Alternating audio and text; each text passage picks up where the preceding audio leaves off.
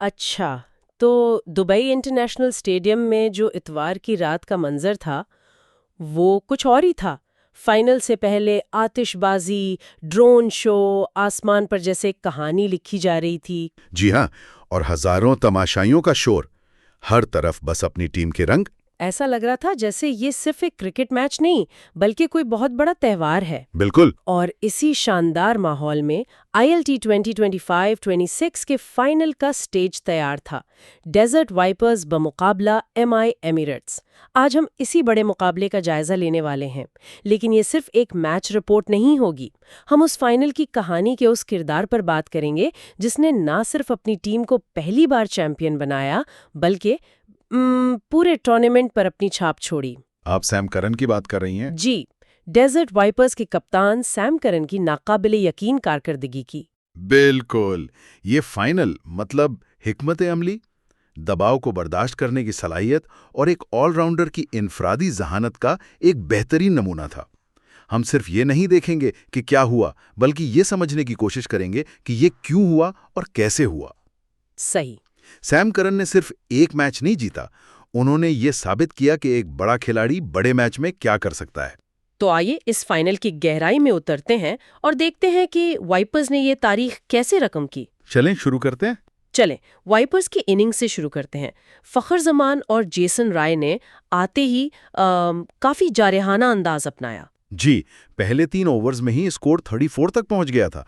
लग रहा था कि एक बड़े टोटल की बुनियाद रखी जा रही है। लेकिन फिर MI एमिरेट्स के फजलुल हक फारूकी ने चौथे ओवर में आकर सारा मंजर बदल दिया। वहीं पर सारा खेल पलट गया। एक ही ओवर में दोनों ओपनर्स को पवेलियन भेज दिया। अचानक वाइपर्स 34 पर 2 आउट हो गए थे और सारा दबाव मिडिल ऑर्डर पर आ गया था। और यही वो लम्हा होता है जहां बड़े मैचों का फैसला होता है। 2 विकेट गिरने के बाद आमतौर पर टीमें, आप जानती हैं, थोड़ा दिफाई हो जाती हैं। जी बिल्कुल। लेकिन सैम करन ने क्रीज पर आते ही कुछ और ही सोच रखा था। उन्होंने क्या किया? उन्होंने पावर प्ले के आखिरी ओवर में ट्रेंट बोल्ट को लगातार 3 चौके लगाए। 3 चौके। जी, ये सिर्फ 12 रन्स नहीं थे, ये एक नफसियाती हमला था। फारूकी ने जो मोमेंटम एमिरेट्स की तरफ मोड़ा था, करन ने उसे एक ही ओवर में वापस छीन लिया। मतलब ये एक पैगाम था कि वाइपर्स दबाव में बिखरने वाले नहीं हैं। बिल्कुल। क्या जबरदस्त नुक्ता है। ये सिर्फ रन्स बनाने की बात नहीं थी, ये मुखालिफ टीम पर अपनी अथॉरिटी जमाने की बात थी। सही। इसके बाद उन्होंने मैक्स होल्डन के साथ मिलकर इनिंग्स को संभाला। उन दोनों के दरमियान 89 रन्स की शराकत हुई। इस पार्टनरशिप की खास बात क्या थी? इस शराकत में किरदारों की तकसीम बहुत वाज़ेह थी। सैम करन ने जारहाना अंदाज अपनाए रखा, वो मुसलसल बाउंड्रीज की तलाश में थे। और स्कोरबोर्ड को चलाते रहे। जी, और दूसरी तरफ मैक्स होल्डन ने एक बेहतरीन एंकर का किरदार अदा किया। उन्होंने विकेट को संभाले रखा, स्ट्राइक रोटेट की और करन को खुलकर खेलने का मौका दिया। होल्डन के 32 गेंदों पर 41 रन्स। शायद इतने धुआंधार ना लगें, लेकिन इस शराकत में उनका किरदार उतना ही अहम था जितना करन का। उसने वाइपर्स को एक मजबूत बुनियाद फराहम की। और जब होल्डन आउट हुए, तब भी वाइपर्स ने रफ्तार कम नहीं होने दी। डीन लॉरेंस ने आकर करन का भरपूर साथ दिया। जी, और आखिरी ओवर्स में तो जैसे रन्स की बरसात हो गई। इन दोनों ने सिर्फ 33 गेंदों पर 57 रन्स जोड़ दिए। हाँ। इससे स्कोर 182 तक पहुंच गया, जो एक फाइनल के लिहाज से एक बहुत बड़ा हदफ था। यहाँ दिलचस्प बात यह है कि उन्होंने आखिरी ओवर्स में मखसूस बॉलर्स को टारगेट किया। उन्हें मालूम था कि किस बॉलर के खिलाफ खतरा मोल लेना है और किसको एहतियात से खेलना है। तो ये सिर्फ हिटिंग नहीं थी, ये स्मार्ट क्रिकेट थी। बिल्कुल। फाइनल जैसे बड़े मैच में 180 से ऊपर का स्कोर हमेशा मुखालिफ टीम पर एक नफसियाती दबाव डालता है, चाहे उनकी बैटिंग कितनी ही मजबूत क्यों ना हो। और इस पूरी इनिंग्स की बुनियाद थे सैम करन।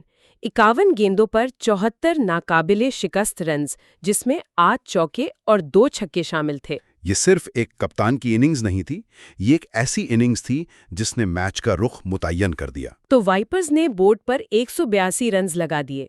फाइनल के हिसाब से ये एक बहुत बड़ा टोटल था, लेकिन दूसरी तरफ एमिरेट्स की बैटिंग लाइनअप देखिए। Kieron Pollard, Andre Fletcher, Mohammad Waseem, ये नाम किसी भी हदफ को छोटा बना सकते हैं। जी, खुद पोलार्ड ने मैच के बाद कहा कि उन्हें यकीन था कि ये हदफ हासिल किया जा सकता है। तो फिर वाइपर्स ने उसका दिफा कैसे किया? वाइपर्स की बॉलिंग हिकमत अमली शुरू से ही बहुत वाज़ेह और जारहाना थी। उन्होंने इंतजार नहीं किया, बल्कि पावर प्ले में ही हमला किया। और इस हमले की क़यादत किसने की? नसीम शाह ने।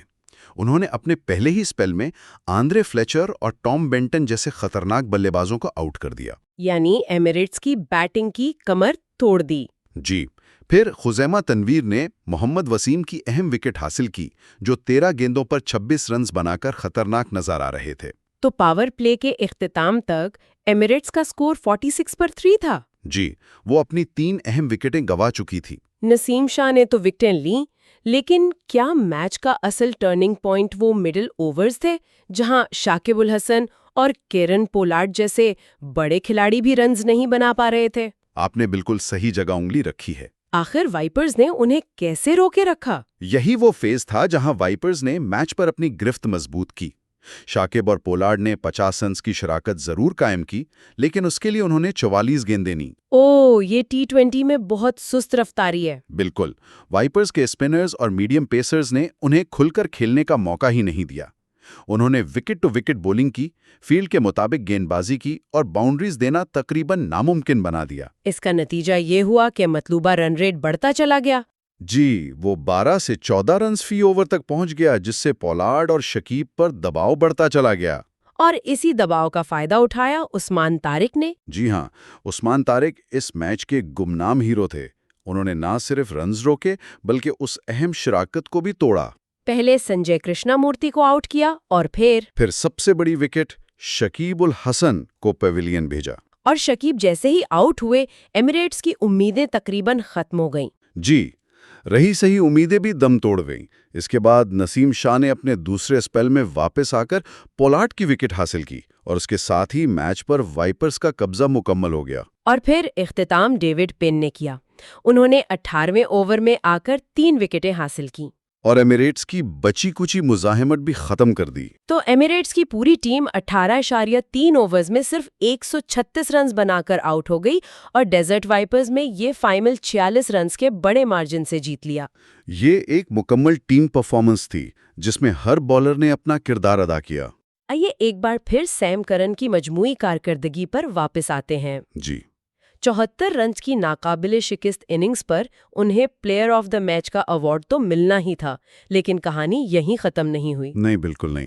उन्होंने पूरे टूर्नामेंट में अपनी शानदार ऑलराउंड कारकर्दगी की बदौलत 2 और बड़े एजाज़ात भी जीते। रेड बेल्ट, जो मोस्ट वैल्यूएबल प्लेयर को दी जाती है, और ग्रीन बेल्ट भी। जी, और ग्रीन बेल्ट, जो सबसे ज्यादा रन्स बनाने वाले बल्लेबाज को मिलती है। और ये बेल्ट सिर्फ नाम के नहीं हैं, ये इस टूर्नामेंट के सबसे बड़े एजाज़ात हैं। किसी एक खिलाड़ी का बैटिंग और MVP दोनों अवार्ड जीतना ये जाहिर करता है कि उसने टूर्नामेंट पर कितना गलबा हासिल किया है। उनके आदादो-शुमार भी तो देखें, 397 रन्स, 7 विकेटें और 10 कैच। ये एक मुकम्मल ऑलराउंडर की तारीफ है। मैच के बाद उनके बयान से उनकी क़यादत की खूबियां भी जाहिर होती हैं। उन्होंने कहा, मैं फाइनल में आते हुए नर्वस था। ये ईमानदारी बहुत अहम है। जी, उन्होंने अपनी टीम के इत्तेहाद को सराहा और कहा कि पूरे सीजन में उनकी टीम सबसे ज़्यादा मुस्तकिल मिजाज रही है और वो इस ट्रॉफी के हकदार थे। ये एक ऐसे कप्तान के अल्फाज हैं जो अपनी कामयाबी का सेहरा अपनी टीम को देता है। वो जानता है कि क्रिकेट एक टीम गेम है। ये पुख्तगी और क़यादत की एक बेहतरीन मिसाल है। बिल्कुल। अब ज़रा दूसरी तरफ आते हैं। मुझे ये बात सबसे ज़्यादा दिलचस्प लगी कि एमिरेट्स के कप्तान कीरन पोलार्ड ने मैच के बाद फील्डिंग को शिकस्त की वजह करार दिया। हाँ, उन्होंने यही कहा। उन्होंने कहा, फाइनल में ऐसे लम्हात बहुत अहम होते हैं। अगर हम 15-20 रन्स कम देते तो 160 का हदफ आसानी से हासिल किया जा सकता था। आप इस बात से इत्तेफाक करते हैं? देखिए, पोलार्ड की बात में कुछ वजन जरूर है। फाइनल जैसे हाई प्रेशर मैच में 15-20 इजाफी रन्स बहुत फर्क डालते हैं। सही। इससे बॉलर्स पर दबाव कम होता है और बल्लेबाजों पर बढ़ जाता है। शायद अगर हदफ 160-165 होता तो एमिरेट्स के बल्लेबाज ज्यादा आजादी से खेल सकते थे। लेकिन क्या वाकई सिर्फ यही वजह थी या ये सिर्फ हार का बहाना था? नहीं, मेरे ख्याल में ये सिर्फ आधा सच है। असल मसला उनकी बैटिंग थी। 183 के हदफ के ताक़ुब में आपको पावर प्ले में विकेटें नहीं गिरवानी होती हैं। और मिडल ओवर्स में रन रेट को काबू में रखना होता है। जी, एमिरेट्स इन दोनों महाजों पर नाकाम रही। तो खराब फील्डिंग ने मसला ज़रूर बढ़ाया, लेकिन मैच वो अपनी बैटिंग की वजह से हारे। इस गुफ्तगू को मुकम्मल करने के लिए दीगर अवार्ड्स का जिक्र भी कर लेते हैं। जी ज़रूर। व्हाइट बेल्ट यानी बेहतरीन बॉलर का अवार्ड दुबई कैपिटल्स के वकार सलाम खेल को मिला, जिन्होंने टूर्नामेंट में 18 विकेटें हासिल की। और ब्लू बेल्ट मोहम्मद वसीम को? जी, ब्लू बेल्ट जो बेहतरीन यूएई प्लेयर को दिया जाता है, वो लगातार चौथे सीजन में एमआई एमिरेट्स के मोहम्मद वसीम ने अपने नाम किया, जिन्होंने 370 रन्स बनाए। इससे पूरे टूर्नामेंट की एक जामा तस्वीर सामने आती है। ये सिर्फ एक फाइनल की कहानी नहीं, बल्कि पूरे सीजन में मुख्तलिफ खिलाड़ियों की मेहनत और कारकर्दगी का नतीजा है। तो आखिर में ये कहना गलत नहीं होगा कि डेजर्ट वाइपर्स की ये तारीखी फतह सैम करन की एक गैर मामूली इनिंग्स के गिर्द घूमती है, लेकिन ये सिर्फ उनकी इनफरादी कारकर्दगी का नतीजा नहीं था। नहीं, बिल्कुल नहीं। उनकी बैटिंग ने बुनियाद रखी, लेकिन इस जीत की इमारत नसीम शाह की क़यादत में वाइपर्स की मुतवाज़िन बॉलिंग और मैदान में शानदार हिकमत अमली पर खड़ी की गई। ये एक मुकम्मल टीम की फतह थी। और यहाँ हम अपने सामईन के लिए एक सोच तलब सवाल छोड़कर जा रहे हैं। जी, T20 क्रिकेट में खास तौर पर एक बड़े टूर्नामेंट के फाइनल में ज्यादा अहम क्या है? क्या एक गैर मामूली ऑलराउंडर की इनफरादी कारकर्दगी जो अकेले ही मैच का नक्शा बदल दे, या फिर एक टीम की इज्तिमाई कोशिश जो हर शोबे में यानी बैटिंग, बॉलिंग और फील्डिंग में मजबूती से कारकर्दगी दिखाए? डेजर्ट वाइपर्स की ये जीत शायद इस बात का सबूत है कि जब ये दोनों चीजें एक साथ मिल जाएं, तो नतीजा एक नाकाबिले फरामोश फतह की सूरत में निकलता है।